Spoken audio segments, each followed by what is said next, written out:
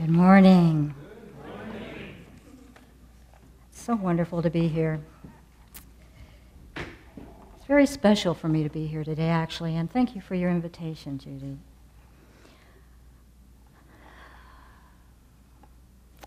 I wonder if you are aware.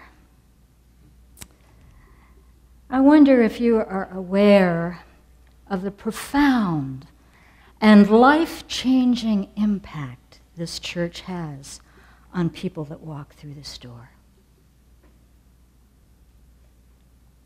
I wonder if you're aware of how important this work is. Yes? Well, I'd like to share a little bit with you about my experience and what happened to me and what happened to us. In the 1990s, my late husband, Rich Henry, and I first walked through these doors. Well, okay, first I came by myself. That's what happens, isn't it? The women come, and then maybe the men come. I came here to check it out. You know how we do that? And then I went home and said, I think you might like it. Some really good music and messages. I think it might be all right. Why don't you come with me? Well, it took maybe a few weeks, not all that long. And then we came together. And we were never the same again. The work which we began here inspired us in the best of times and sustained us in the worst of times. And the last words that my husband heard were words that he first heard here. The prayer for protection. Yeah. Deeply meaningful community that you have here.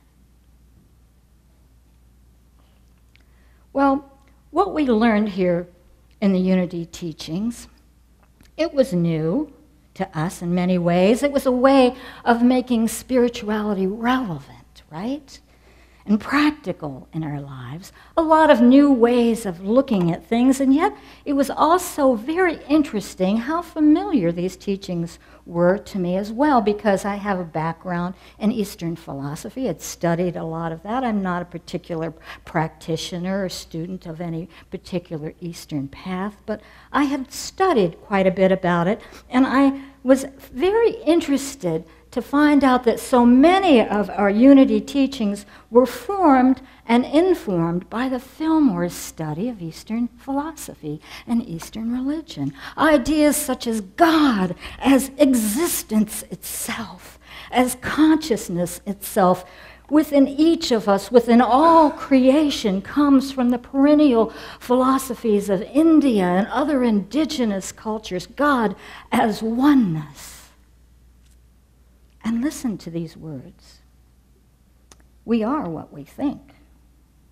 All that we are arises with our thoughts. With our thoughts, we make the world. Now, this is what the Fillmores certainly believed. It's what they taught. But these are the words of Buddha.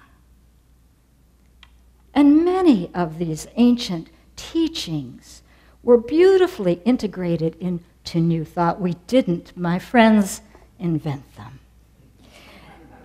They weren't even new thoughts at all, except to us in the West, yes? And I was reminded of this in a recent visit to Unity Village, that Unity is an educational movement. That's its original purpose, with publications and classes, not another dogma, not another creed to follow, not another religion, although, my dear friends, we have done just about everything to make it so.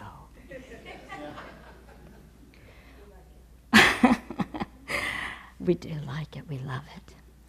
Well, after some years, we left this church, and then some more years passed, and we became involved in pioneering a Unity Church, Unity Center of Peace, and over the years, I just naturally evolved into doing these more interfaith and interspiritual studies. I became a teacher, a minister, and all of this integrated so well, so beautifully with the Unity teachings. And this whole field of interfaith ministry it's expanding rapidly right now, and there are actually even other interfaith ministers serving in Unity churches as spiritual leaders, because actually there's a shortage of Unity ministers, as you may know. Now, one way that I like to think about interfaith is this. Interfaith is like reading God's menu. All the different choices. Now, you remember how it was in the old days when you went out to dinner? You had a few options. You had steak, you always had potatoes, right? Well, now when we go out to eat, we have so many options. We have all these choices, vegetarian, vegan. We ask a lot of questions, don't we? I know I go out with people and they're always asking a lot of questions. Well, how many carbs in that? Is there any gluten-free options here? Sugar. I'm not going to have anything with sugar in it. We're always choosing what's best for us. We're more conscious about what's best for us, the healthiest options, and we're asking questions. And, we can't go back to the options of the past. We can't digest those foods anymore. They're loaded with things that don't suit us anymore. And interfaith is somewhat like that. It's like reading God's menu and selecting just what's right for us individually on our spiritual path right now. And this is precisely the way Unity has always been too. Not another religion. So in my own process of spiritual growth, I have noticed 3 developmental shifts in my own consciousness, which I'd like to share with you if you don't mind. And the first, of course, is interfaith as this intellectual understanding. It's an expansion of knowledge of other customs and teachings for the purpose of building greater tolerance in the service of spiritual literacy. And we can see the benefit of that, certainly, in these divisive times. But in the process of expanding my field of knowledge, I began to experience a deeper spiritual awakening. And one way that manifested was that I came to see greater meaning in the stories that I grew up with in the Christian tradition. Sort of surprised me, really, that in some ways it was bringing me back to see my own tradition that I came from in a new way. Like the familiar story, of Jesus in the wilderness. How many of you have heard that story? Jesus. Okay, good. That helps. In this story, as you know, Jesus had already been on a spiritual path. But he is at a point of transition. He's moving even further away from tradition into transformation. And so he went out into the desert to a place of extreme austerity to do even deeper work. And the desert is a perfect backdrop for what happens here. For all the spectacle of thought plays out on the mind stage like a mirage. He watches all of it go on. He confronts his inner landscape. Thoughts rise and they fall. Overinflated thoughts of personal power and gain, self-indulgence, thoughts even about renouncing his own commitment to his spiritual life altogether. Now, the conventional interpretation of this story is that an external force, Satan, appeared to tempt Jesus. And I think this is a tragic interpretation.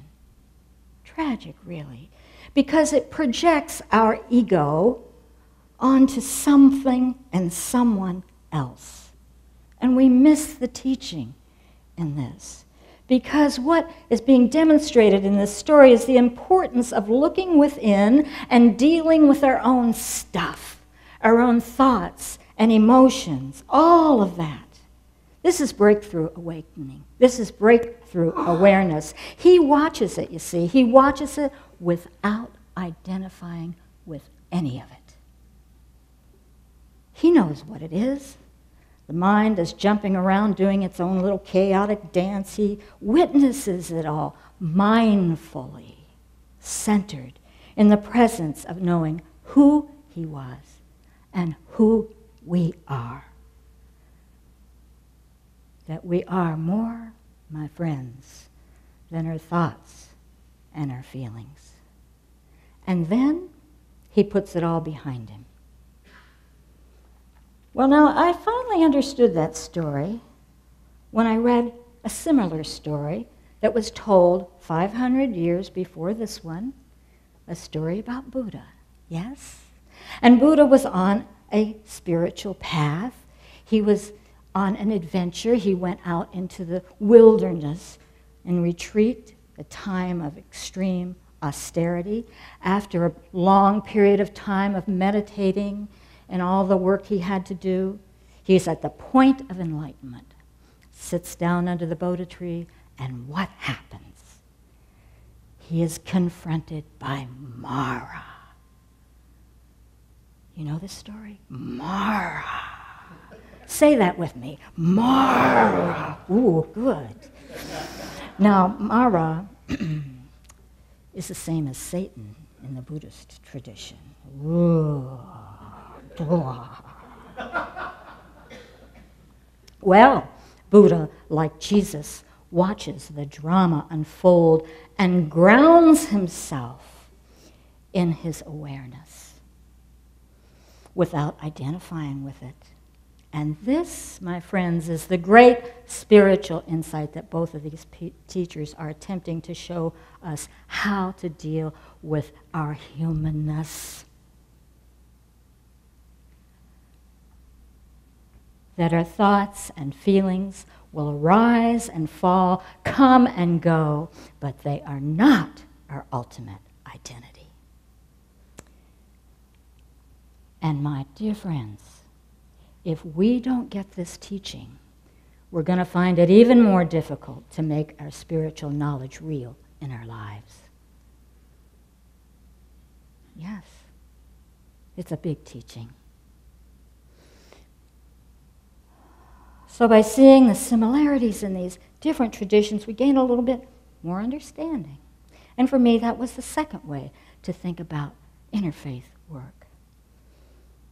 But the third way,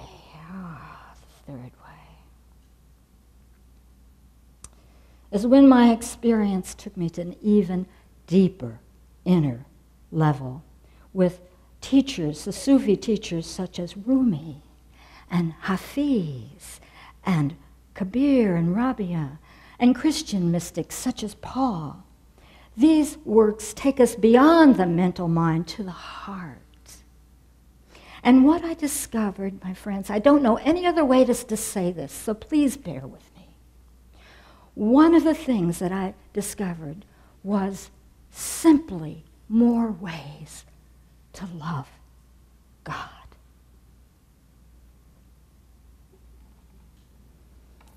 More ways to experience the sacred, divine love in my life. And that is what inner spiritual interfaith has become for me. Charles Fillmore said, "We may talk about the wisdom of God, but the love of God must be felt in the heart." So this is where my interfaith journey has brought me to this moment, more connected and loved, more in love with the sacred. And here are some words I'd like to share from you from the Sufi mystic Rumi, 13th century. I know you all know who he is, but listen to this. I love this so much. He says,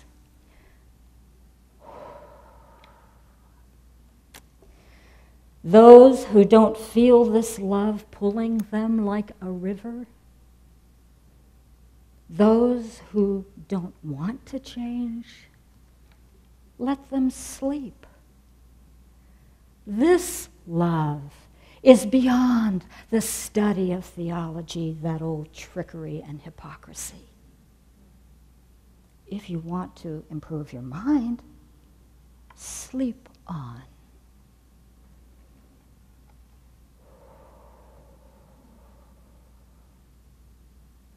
Or the 14th century Sufi poet Hafiz, who said this: "My dear, it is true that your mind is sometimes like a battering ram, running all through the city, shouting so madly inside and out about 10,000 things that do not matter." He goes on to say, it happens all the time in heaven, and someday it will begin to happen again on earth, that we will turn to each other and we will say, "My dear, how can I be more loving to you? How can I be more kind?"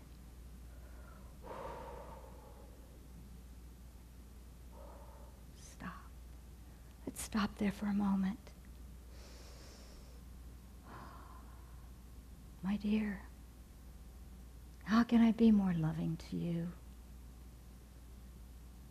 How can I be more kind? Would you take a breath with me on that one? I want you to imagine posing that question to yourself. Just imagine saying, "My dear, how can I be more loving to you? How can I be more kind?"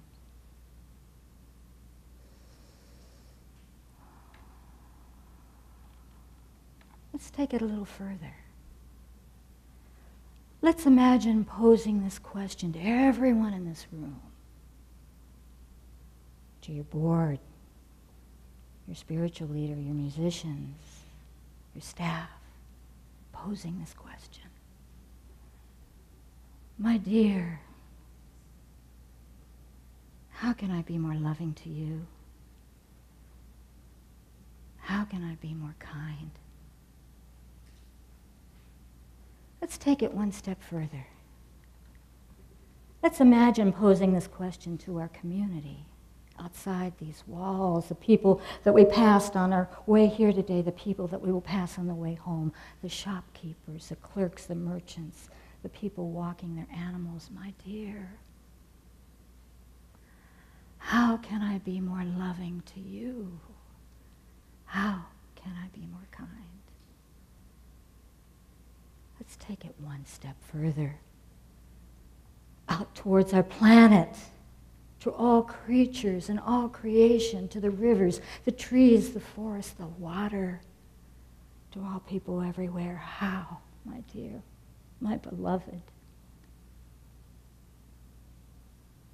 how can I be more loving to you? How can I be more kind? Take a breath. Help me breathe.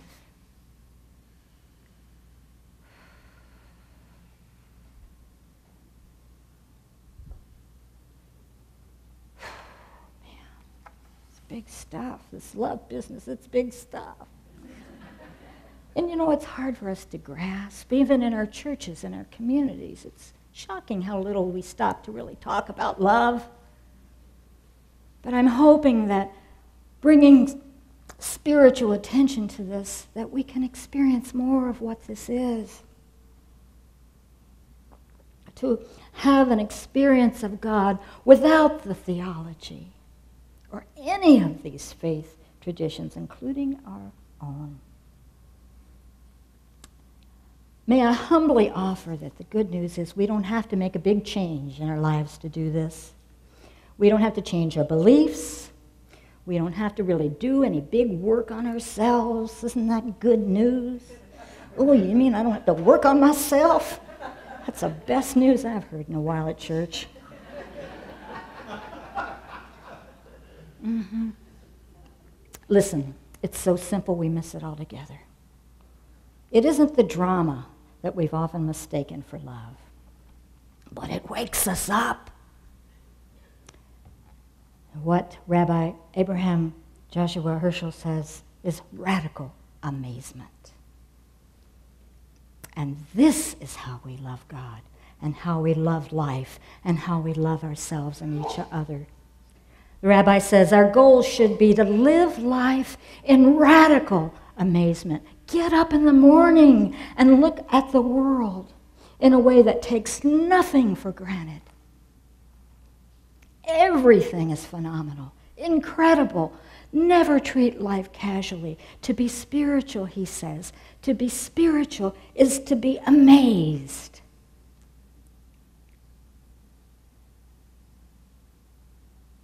So all we have to do is to become more aware of this amazement that awaits us in these tiny little increments all the time, every day, things of life. Rumi and the mystics are telling us to direct our attention to the ordinary things of life, to awaken to the pull of the river of love which flows through us. Sunsets, sunrises, the rain that we've had the last few days, the wind, a gentle touch, a kind word, a stranger's smile, smiling back at a stranger. In these moments, you see, in these moments, we are in the moment. And we fall out of our egos. And we fall out of separation.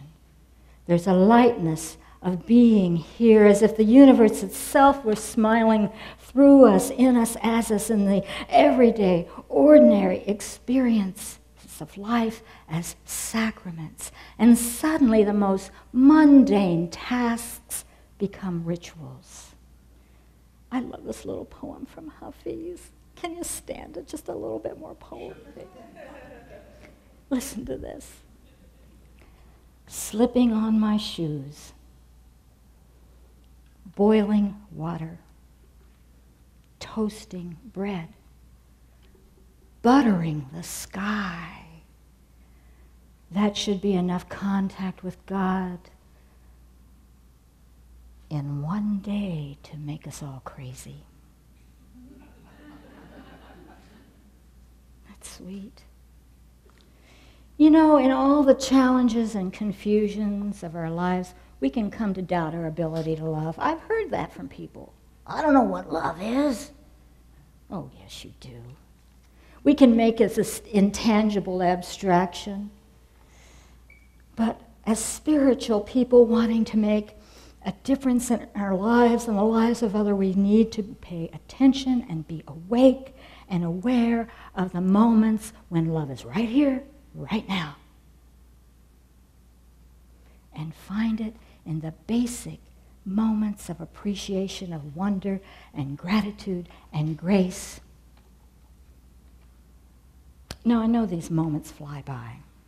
I know, they're quick. They come, they go. But don't ever doubt that those moments won't change you. Those moments change us, moment by moment, into becoming more loving and awake and aware. And wouldn't you know, all of this rambling and loving brought me back to our own Christian tradition. Beautiful poem, beautiful piece of spiritual literature, this beautiful prose poem, which I bet some of you have heard before. This was written actually before Christianity even became Christianity, by a mystic and teacher named Paul. Take a breath. You're going to need it.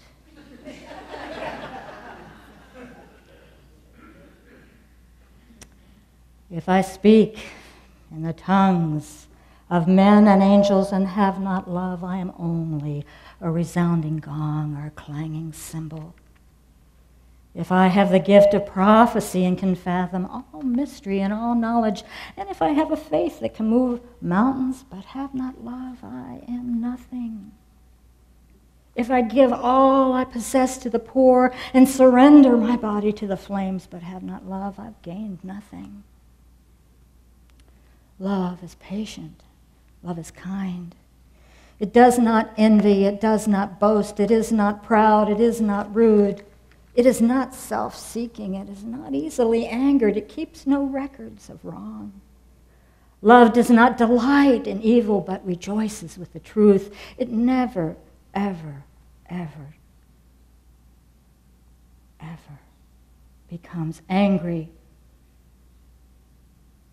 It always protects us and trusts. It always allows us to trust and always hopes and it always perseveres. It never fails, but where there are prophecies, they will cease, and where there are tongues, they will still be stilled. And where there's knowledge, even knowledge, it will pass away. Now, he says, these three things remain: faith, hope, and love. But the greatest of these is what? Love. The greatest of these is love. What a profound piece of spiritual literature.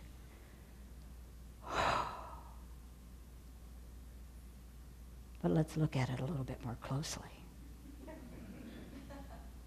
Patient, kind, huh? Not self-seeking? Oh, really? Not so much in the complexity and challenges of our relationships. You see, Paul is speaking about a different understanding of love altogether. This is a love that is within us as the radical availability to the moment. When a sunrise or a sunset or looking into a pot of boiling water and seeing the whole churning mystery of creation is not wasted on us.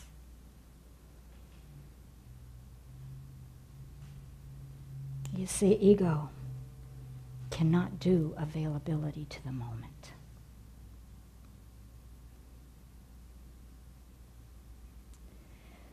Because ego is fueled by thoughts of the past and the future, about judgments and opinions.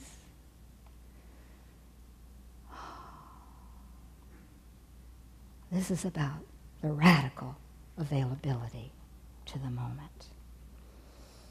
And this kind of love can be developed and cultivated with conscious attention and intention. And its trajectory, my friends, is to be a force that makes a difference in your life and for the world. A peaceful difference.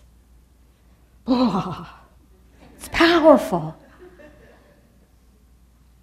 When I was at Unity Village this last spring, I was talking to Reverend Robert Bromett. He's a beautiful man. He's on faculty at Unity Seminary. He's written some of the books I'm sure that you've read. Living Originally is one that I really like a lot. And I asked him, why is it that Unity has not yet entered into the conversation on compassion and love like the Buddhists have? And this is what he said. He says, Unity has been a culture of mental concepts rather than a cultivation of the heart. And he says, I hope this can change. Because if it doesn't change, our movement will go the route of so many other New Thought movements who have closed their doors.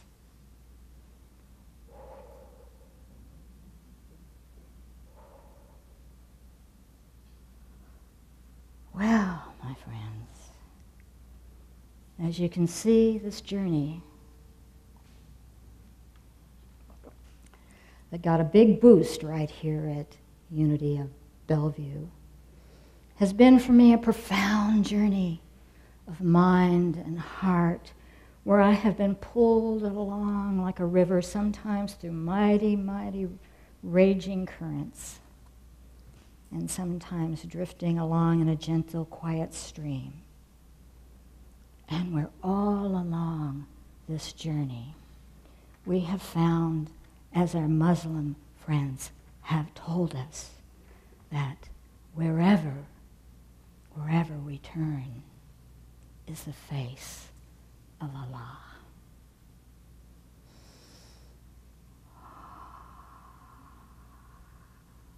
Namaste.